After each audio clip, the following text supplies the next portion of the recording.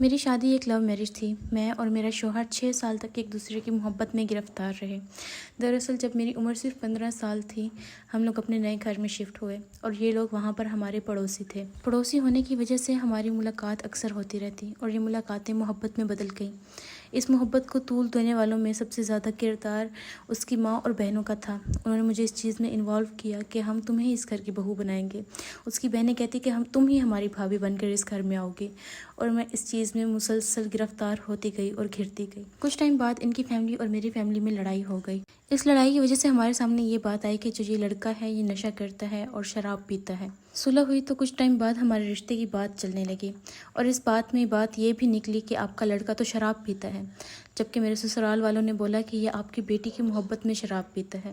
اگر آپ لوگ ہمارے ساتھ رشتہ کر لیں گے اور اس کی شادی ہمارے بیٹے سے کرا دیں گے تو یہ شراب پینا چھوڑ دے گا۔ میرے گھر والے اس شادی کے لیے نہ مانے اور میری منگنی کسی دوسری جگہ کرنے لگے، تو ہمیں پتہ چلا کہ اس نے اپنا سر پھاڑ لیا ہے، جس کی وجہ سے میرے گھر والوں نے پریشر میں آ کر میرا رشتہ اس سے کر دیا، اور بالآخر 2020 میں میری اس سے شادی ہو گئی۔ شادی کے بعد وہ اتنا ڈرنک کرتا کہ اسے اپنا ہوش و حواس نہ رہتا، وہ کوئی کام نہ کرتا نہ کماتا۔ شادی کے فوراً بعد ہی مجھے پریگنینسی ہو گئی تھی، اور پریگنینسی کے دوران چیک اپ وغیرہ، دوائی اور ہر چیز کا خرچہ میرے بابا اٹھاتے۔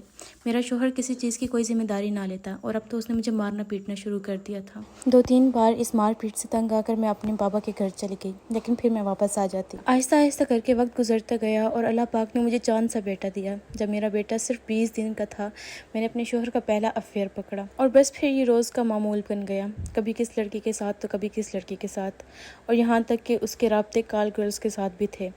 میں اس چیز کی وجہ سے انتہائی ڈپریشن میں چلی گئی اور مجھے اٹیکس آنے لگے۔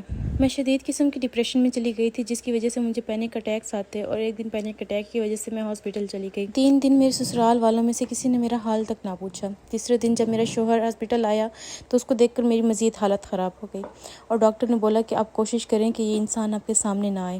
بس اس کے بعد میں نے اپنی زندگی کا بہت بڑا فیصلہ کیا، اور میں نے اس شخص سے طلاق لے لی۔ آج میری طلاق کو 1 سال ہو رہا ہے۔